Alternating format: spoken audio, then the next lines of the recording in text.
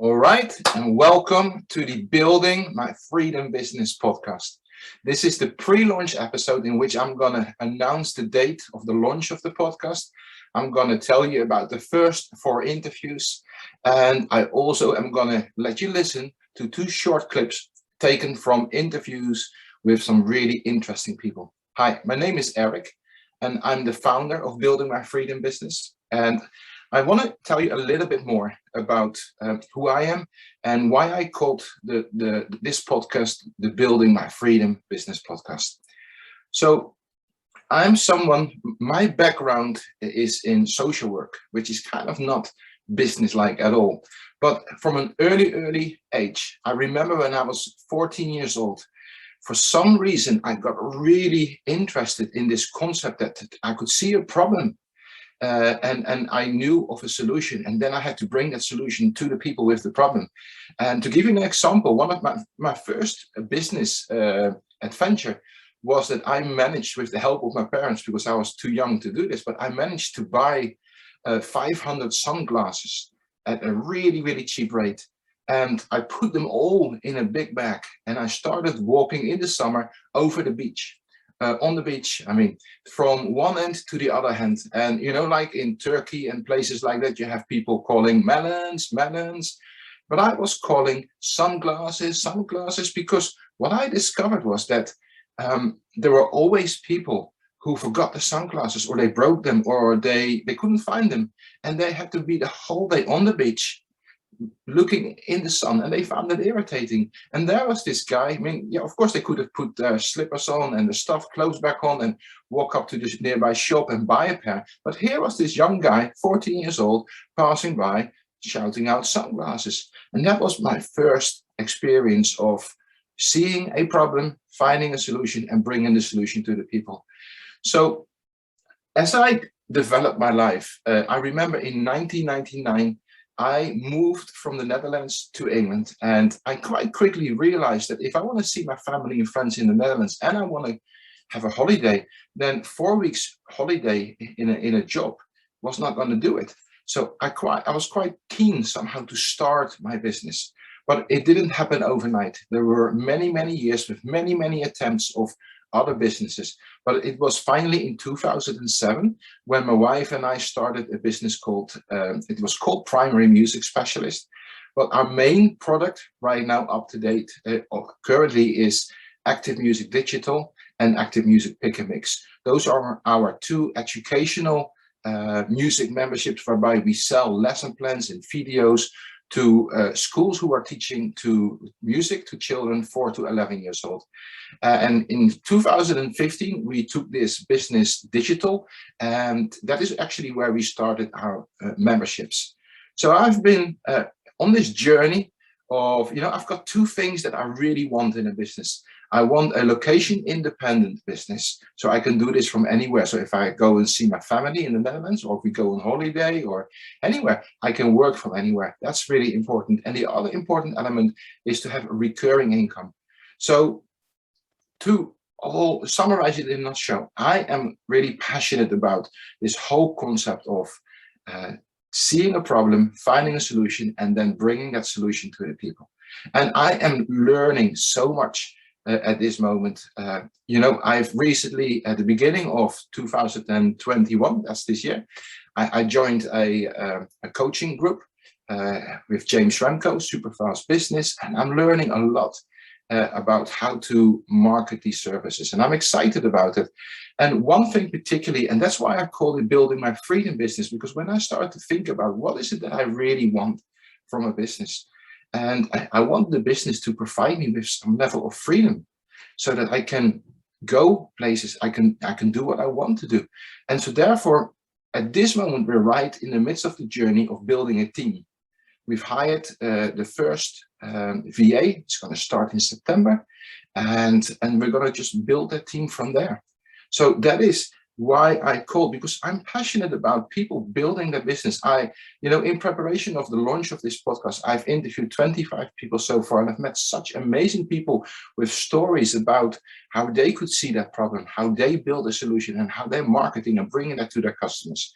And that's what these interviews are about people's journey, and about people's business and what they offer, their services and their products and the solutions that they offer for the problems that people have. And I take them on a journey, and I take them into a deep dive so that I can, basically selfishly, I can get a lot of knowledge from their journey to inspire myself. But I also hope that this will inspire you. So let me tell you, the launch date, the official launch date of this podcast is on Tuesday, the 17th of August. And in that first week, I'm going to have 4 episodes on Tuesday, Wednesday, Thursday, and Friday. So let me just tell you the first 4 interviews that you can go and listen to on the first day of the podcast. And I'm really proud of this interview. Such a nice guy. His name is Steve Mastri. It's a difficult name to pronounce, which you will hear in the interview. But let me just show you here. If you are watching this, you'll see me hold up a book called Hobby Boss. Steve is the author of Hobby Boss, and he's also the owner of Rockstar Mind. And I took a deep dive. And at the end of this episode, you will hear a short clip how I asked him about the time when he got signed with his band by, what's that guy's name from Kiss? Gene. Yeah, Gene. That was his name. So you will hear that at the end of this podcast.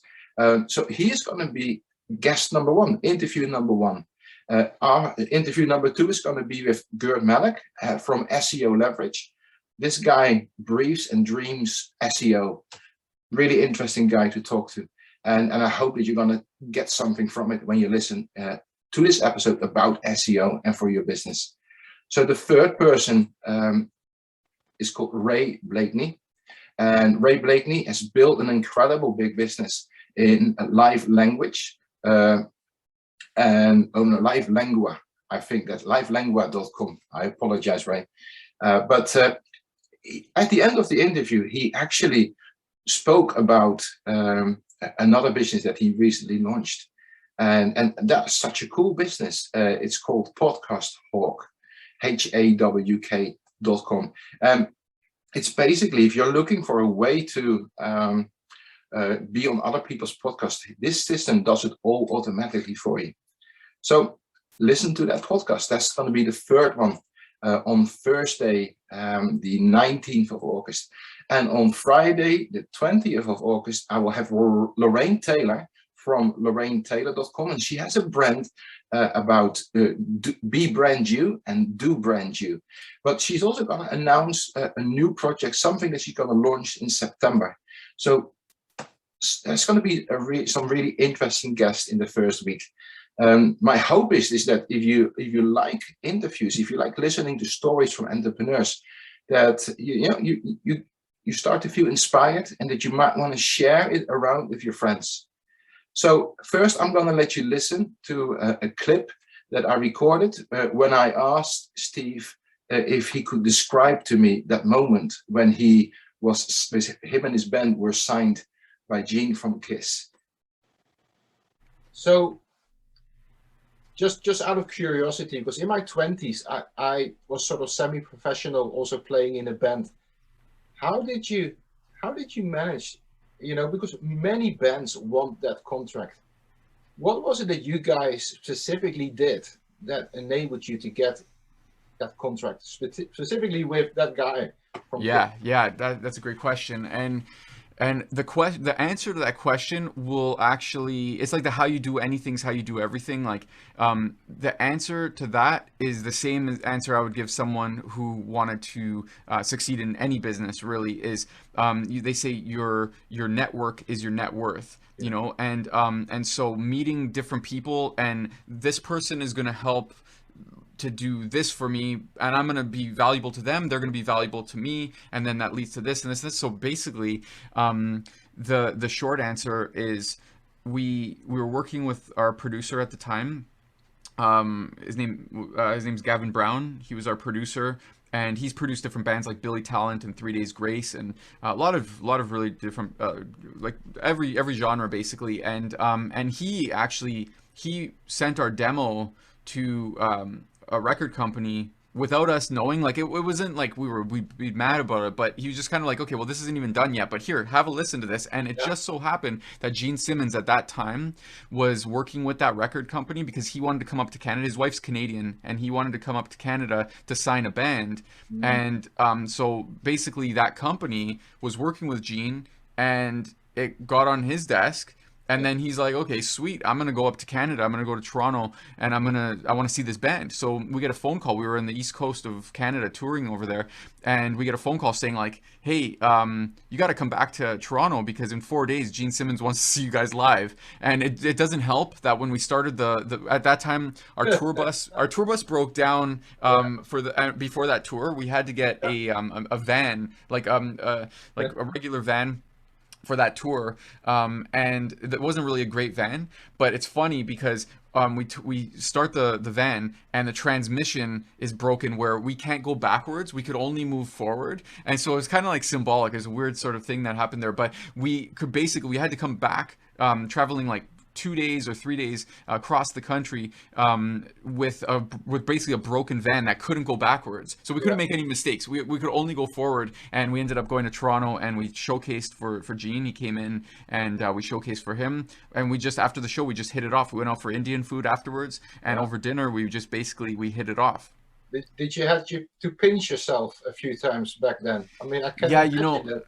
yeah, I'm not gonna pretend like it wasn't awesome. Like I'm not gonna be like play it super cool. Like I wasn't. It's not like I was a big Kiss fan or anything like that. More a Gene Simmons fan of like Yeah. what he's created as a business mind. Yeah. Yeah. Um, but yeah, it was like a couple times for sure. Like I'm eating, I've got my naan bread with my whatever I was eating, the butter chicken, and I'm like looking up. It's like, oh yeah, that's right. I forgot Gene Simmons. Oh yes, that's Yeah. right. I'm at dinner right now with Gene Simmons. Yeah, it was very strange. All right. I hope you enjoyed that story, how he got signed by Gene Simmons. And the next short clip that I want you to listen to is from Jillian Benbow, and she is the senior community manager at SPI PRO. That is Smart Passive Income from Pat Flynn, and it's their community of entrepreneurs. And she is the senior community manager. But before she did that, in the past, she had her own business. And I asked about if she's missing being her own boss. And she gave a really interesting answer. So here it is. So how has it been for you to move from, I assume that you started your own business because there was a part of you that wanted to be in control over your own destiny. And so how was it to shift into, being in a job within an amazing team, I have to say. I mean, that in itself Yeah, must be an incredible experience. However, it's but great. how was it for you to shift back? Because you mentioned an interesting thing, that steady paycheck. Of course, Yep. that is definitely something that is, yeah. But any regrets? Do you miss it? Are you happy where you are now? I mean, of course you are happy where you are now, but is the part of you missing the entrepreneurial side of life? Yeah, yes and no. I mean, so I say the steady paycheck, which is certainly a perk, but of course there's pros and cons of everything, right? So like when I first started the business I had launched, which was it was fitness for new moms. So it was for Yeah. women who'd had a baby and were trying to get back to just feeling healthy. And, whether I don't want to say it's about losing weight. It was more just about, your body goes through everything when you have a baby. And so Absolutely. just kind of like getting your health back. So, uh, and I was a mom of a very young child when I was doing this. That was part of what inspired me because I got really into trail running because I live in mountains and I Mm, love to be outdoors.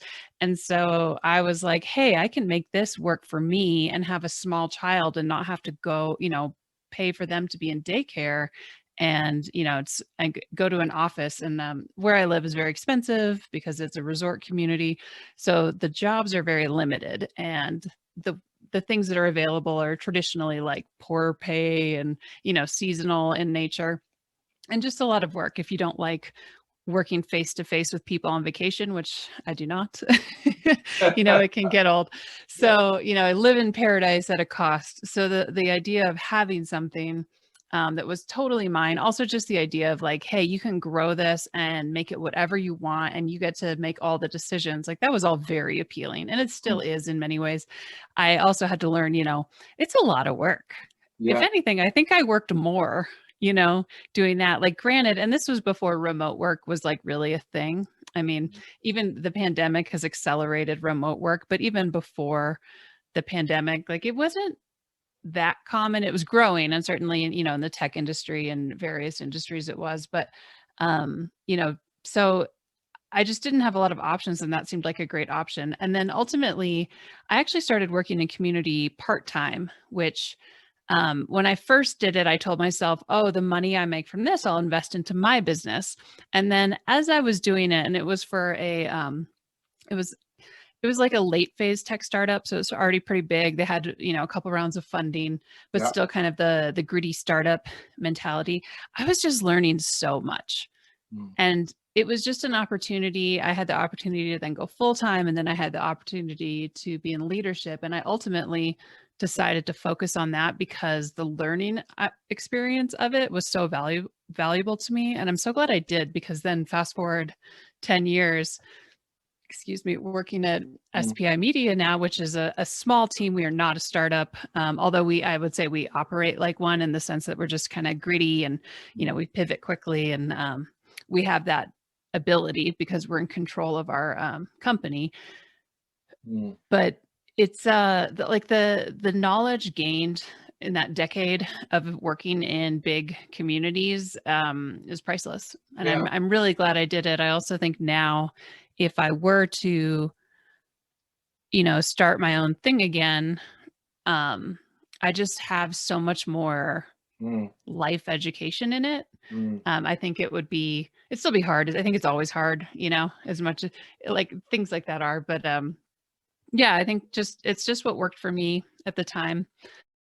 All right. I hope you had a taste for what the podcast might sound like. I've had so much fun interviewing these people, and I'm really hoping to give to you something on a weekly basis or twice a week where you can just listen to someone's story, feel inspired, and take away some of the nuggets that they share. So I'm looking forward to connect with you. If you want to join our Facebook group, it's facebook.com/building my freedom business. And just ask to join and I will let you in. And it's a place where we can hang out and connect with each other. I look forward to seeing you or being in your ears on the 17th of August with the launch of the podcast, Building My Freedom Business. Take care.